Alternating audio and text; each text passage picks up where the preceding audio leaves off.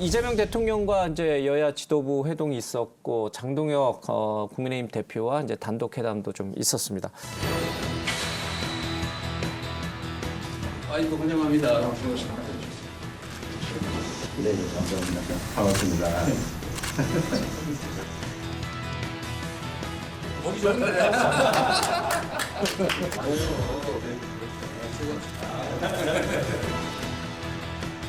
지금 국민은 특검이 아니라 대통령을 원하고 있습니다. 지금 특검을 연장하겠다는 법안이나 특별재판부를 설치하겠다는 이런 법안들에 대해서는 대통령께서 과감하게 제2요구권을 행사해 주십사 하는 건의를 드립니다.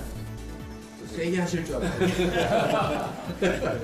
장동혁 대통령과 악수할 수 있는 그 기회를 주셔서 감사드립니다. 우리 국민들은 완전한 내란 종식을 바랍니다. 또 내란에 가담한 내란 우두머리와 주요 임무 종사자와 수행한 내란 세력들을 철저하게 척결하고 처벌해 역사의 교훈으로 남겨야 합니다. 네, 우리 두 분 이렇게 함께 뵙게 돼서 너무 반갑고 이렇게 응해 주셔서 진심으로 감사합니다. 저는 뭐 평소에 자주 말씀드렸던 것처럼 저는 민주당의 대통령, 민주당 출신의 대통령이긴 하지만 이제는 국민의 대통령, 모두의 대통령이 되어야 한다고 생각합니다. 근데 쉽지는 않은 것 같아요. 이재명 대통령은 윤석열 대통령을 반면 교사로 삼아서 그 대통령으로서의 업무를 수행하는 것이 국민의 지지를 받는다고 생각하고 있을 겁니다. 그래서 소통의 모습을 보이고 또 현장을 중시하고 그리고 이와 같은 여야의 협치를 얘기하고 그 일환으로 보여지기 때문에 뭐 그 자체는 저는 바람직하다고 봅니다. 이제 문제는 얼만큼 진정성을 갖고 야당을 정치의 파트너로 인정하고 하고 있느냐 하는 문제인데 정청래 대표가 야당하고 악수도 하지 않는다. 이런 그 분위기 속에서 하는 것이 이거는 뭐 둘이 그럼 짜고 치는 거냐. 즉 인심은 내가 쓰고 그다음에 굳은 일은 당해서 하고 그러면서 야당을 압박하고 또 탄압하고 이렇다면은 이거는 이중적이지 않느냐. 이명박 대통령 이후로 조금 이 소위 말해서 야당 대표하고 대통령의 회동, 그 전에 이제 영수회담이라고 그랬잖아요. 예. 그런 게 또 많이 바뀐 것 같아요. 이명박 대통령 때는 여러 당 대표 같이 본 적도 있고, 또 민주당 대표만 또 따로 본 적도 있고, 예. 박근혜 대통령 때 이게 조금 잘 안 됐던 것 같고. 비서실장. 그리고 근데 저는 뭐 형식이 됐든 뭐가 됐든 예. 대통령이 야당 대표를 빨리 만나고 이런 거는 내용은 그다음 문제고 저는 매우 좋은 거라고 보고요. 윤석열 대통령 케이스를 갖다가 또 비교하는 것 자체가 저는 옳지 않다고 보고요. 알겠습니다. 네, 그래서 이거는 일단은 잘한 거다. 지금 국민의힘 압수수색을 들어오고 당원 명부도 가져가겠다고 하고 이 특검을 동원해서 국민의힘 모든 것을 지금 말살하려고 하는 그런 시도가 착착 진행되고 있거든요. 이제 없는 죄를 있도록 만들기 위해서 인민재판소도 구성하는 특별재판부도 재판부입니다. 예, 또 인민재판소가 아니고. 중국식 인민재판소를 국내에 들여온 것이 내란 특별재판부겠죠. 예. 이런데 이재명 대통령이 장동혁 대표를 만나자 했을 때 그것이 가서 무슨 이야기를 한들 받아주겠느냐는 거죠.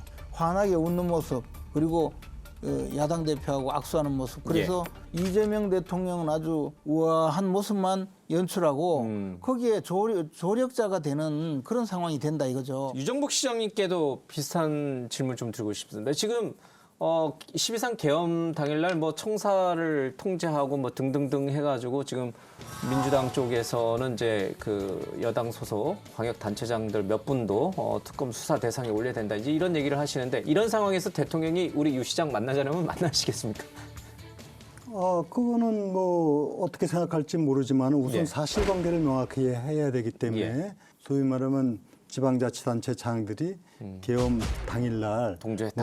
청사를 폐쇄하고 이런 내란과 관련된 행위를 했다고 주장하는 거는 한마디로 터무니없는 허위 사실입니다. 이미 다 사실 확인이 되는 얘기죠.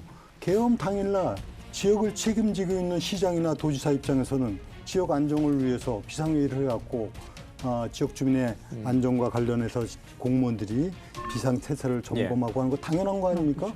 그건 지극히 책임을 다한 거예요. 그리고 청사를 폐쇄한 적이 없어요.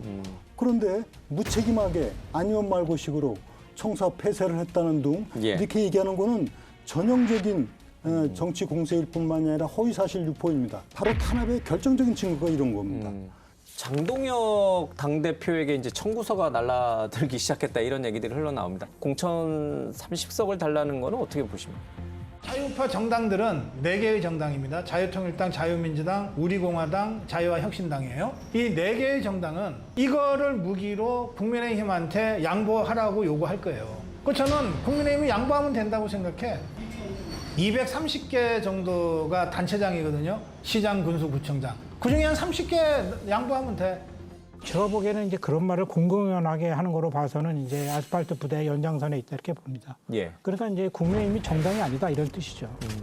그러니까 뭐 정당이라는 건 이제 정식 기구를 통해서 공천이 진행돼야 되는데 예. 지금 뭐 시작도 하기 전에 이미 뭐 청구가 날아들었잖아요. 그런데 그것도 명수까지 뭐 정해가지고 한 30명 정도면 뭐 많은 것이 아니다 이런 지금 공개적 요구인데 지금 같은 경우에 장동혁 대표가 그거를 감당할 수 없죠. 고성국 박사가 이야기한 것은 사실 뭐 청구서라기보다 제가 보기에는 지금 우리 당이 굉장히 좀 소수 야당으로 전락했는데다가 유사 그 우리 당과 비슷한 그 주장을 하는 보수 군소정당들이 좀 생겨 있거든요. 예.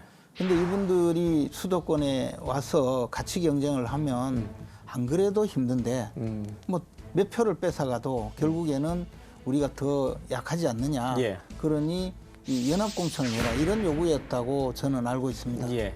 더군다나 이제 30개라고 하는데 이 그 당선 가능성이 가장 높은 곳이 아마 대구 경북일 겁니다. 예, 영남권이죠. 예. 영남권 중에서도 대구 경북인데 대구 경북의 기초단체장 수가 32개예요. 예. 대구에 다 달란 얘기군요. 10개, 예. 경북에 22개. 예. 그러면 이게 우리 당에 이런 주장을 해도 통하지 받아들일 않는다? 가능성이 없죠. 그런데 지금 우리는 이거를 판단해야 됩니다. 이 당을 쇄신, 혁신해서 국민의 지지와 사랑을 받는 정당으로 만들 것인가 온 노력을 기울여서 당이 방향을 정해서 예. 해나가야 될 때 공천을 얘기하고 또 거기서 지분을 얘기하고 저는 이건 정말 한심하다고 봅니다. 제가 좀 주목하는 것이 있는데요. 장동혁 대표는 정말 이번에 국민의힘 전당대회 전까지만 해도 대표로 장동혁, 물망에도 안 올랐던 분 아닙니까? 그런데 장동혁 대표를 당선시키게 한 몇 가지 키워드가 있습니다. 윤어게인, 그다음에 탄핵 반대, 그다음에 극렬구구적 발언을 한단 말이에요. 그래서 계엄이라는 수단이 잘못되었기 때문에 그것을 해결하는 방법은 반드시 탄핵이어야 된다는 것에 대해서는 저는 반대했기 때문에 탄핵을 반대했고 지금도 그 소신에는 변함이 없습니다. 대한민국을 고쳐달라고, 대한민국을 새롭게 해달라고 우리 세이브 코리아를 외치겠습니다. 세이브! 이거를 몇 개월 전만 해도 전혀 당대표 물망으로 오르지도 않았던 장동혁 대표를 어떻게 보면은 무등 태워서 당대표를 예. 만들었는데 여기서 또 하나 특이한 현상이 있습니다. 대선에서 패배한 대선 후보가 당대표 나와서 패배한 첫 케이스예요. 보통은 이재명도 그랬고 문재인도 그랬고 대선에서 패배해서 그 다음에 야당 대표로 다 복귀를 했어요. 그럼 이 현상은 뭐냐? 극렬, 극우, 그리고 반탄, 또 윤어게인 예. 이런 것을 얘기하는 사람들의 영향력이 당대표까지 만들었기 때문에 저는 이 청구서는 지방선거를 승리하기 위한 단일대오 이것을 만들기 위한 전략적 제안 수준이라고 보질 않습니다. 조금 저는 이견이 있는데요. 장동혁 대표도 내년도 지방선거에서 패배하면은 당 대표로서 존립하겠습니까?